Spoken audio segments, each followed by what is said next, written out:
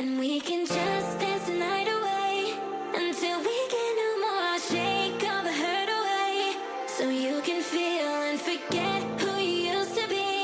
For just tonight, could you just dance the night away?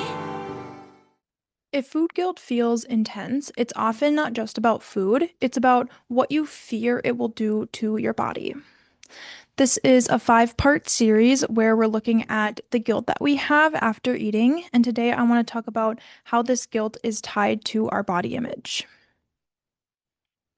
So, if we look at the whole picture, we feel guilty because we have broken a rule, we've done something that we perceive as wrong or that we have failed at, which may come from dieting or restriction of food. But why do we even have these rules in the first place, right? Why are we trying to restrict our food? Why do we have these rules that we're trying to follow? Often it's because we want to lose weight or because we want our bodies to look differently. So, if the right thing to do is to try and lose weight and be healthy, then when we make perceived mistakes in our eating, that impacts our body image. It impacts how we feel about ourselves and how we feel about how we look. So that guilt is coming from our food choices or behaviors around food, but maybe part of the reason that that guilt is showing up is because of what we believe that food is going to do to our bodies. And part of it could be physically, right? Like if we repeatedly eat more calories than we need, we may likely gain weight, right? But I also think about what the guilt does to our bodies internally too, right? If we are always feeling like we're doing something wrong, or if we're always feeling like a failure, regardless of how we look or what we look like, how we feel towards ourselves impact us.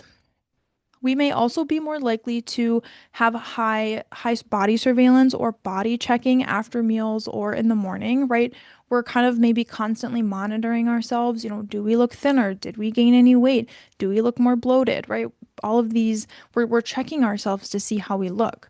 And so that can keep us feeling bad about our bodies, how they look, feeling guilty after eating and body checking. All of those things can keep us stuck, right? And how can we ever feel good about ourselves when all of this is happening? How can we ever feel good about ourselves and our body and the skin that we're in and how we were created when we're constantly looking for flaws? We're never happy. We're keeping rules in place. We're feeling guilty after eating, right? All of this that's going on within us is not creating a healthy environment where we can flourish. Why is this happening?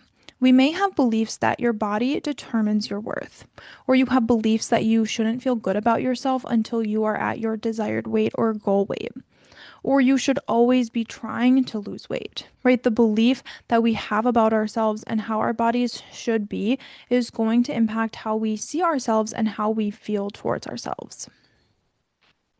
And if we don't like what we see in the mirror, instead of trying to change our beliefs, we often try to change how we look, which food may become a way to control this, right? And we've talked about that. But if we could just eat less, exercise more, create more rules, be more disciplined, then maybe someday we will like what we see in the mirror. Maybe those are the beliefs that we have right now. But the problem is that if we have this poor view of ourselves and a bad body image, that may not change no matter how much weight we lose or no matter how much we can change our appearance. And so, what if all of this guilt that we're feeling, what if that is a way that we are almost in a sense trying to manage our anxiety right after eating, especially with dieting and internalizing body rules? Your brain can go, what if I gain weight? Was that too much? Am I losing control? Right? We're having almost this body anxiety, right? There's a fear about changing your body, being judged, or not even meeting your own standards.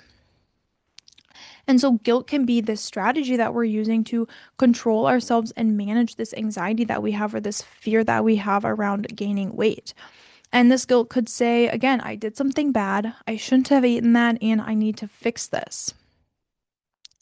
So even if this response is negative, the certainty that we did something wrong and the certainty that it was bad, the certainty that we need to try harder is going to potentially feel better than the uncertainty of what eating without these rules will do to our bodies.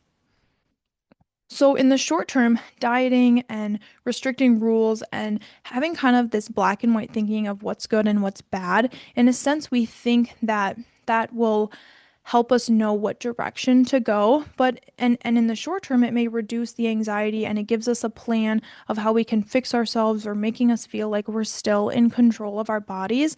But over time, your brain is registering feeling guilty with keeping you safe from spiraling. That's what your body's trying to do. It's trying to, manage the anxiety, keep yourself in line, and keep doing what you want to be doing, right? Which is dieting and losing weight.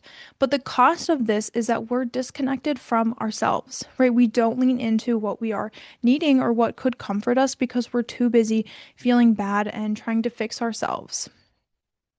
And we maybe feel like we're never good enough physically. The thing that fuels the dieting cycle is that we want to change how we look. That is why we keep dieting. That's why we keep trying new products. That's why we keep trying new things. We want to change how we look. But the question that we have to ask ourselves is, when will it ever be enough? What if it's never enough? We may also have constant anxiety around eating. That could be a cost of living this way too. Even though, guilt may soothe anxiety in the moment, it leads to bigger problems long term down the road, right? Because we stop trusting ourselves, we stop trusting our bodies. Food becomes morally loaded, so food is either good or bad. It's very black and white thinking. And anxiety can increase over the long term because our body is almost feeling like this constant problem that we need to manage or something that we always have to be fixing. And so the cycle can be that we eat, we have anxiety, we feel guilt.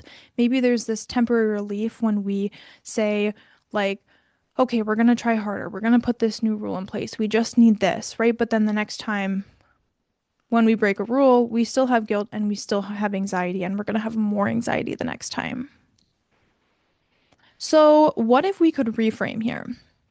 Instead of looking at yourself and finding what is wrong and what you don't like, what if you had the thought of, my body isn't a problem to manage, but it's a relationship that I'm trying to build? What would it be like if you had that thought? What if you repeated that thought to yourself every day for a week? Like, my body is not a problem, but this is the relationship that I have with myself, and it's a relationship that I'm rebuilding. So, something to practice could be, noticing when guilt is actually body fear. When guilt shows up and you feel like you did something wrong or that you failed, see if you can dig deeper and notice if there's any fear under that. You could also ask yourself, what am I afraid that this means for my body? And for the future, I wonder if you could ever see yourself feeling more at home in your body. Maybe imagine what that might feel like. Could you even imagine what that could feel like? What would it be like to feel comfortable being in your body? Could you even imagine what that would be like? Because it is possible, right? It's possible to examine your beliefs, to change them, to do the inner work to build a healthy and nurturing relationship with yourself. And I coach women on exactly those things, right? That's what I think is going to help change how we feel about ourselves long term. And I think that that matters for all the other areas of our life, right? How we feel about our body. Our bodies have to go everywhere with us. So no matter what we are doing, if our bodies are coming with us, which they always are, how we feel towards ourselves is going to impact every other area of our life. And that's why I think that this work is so important and matters so much.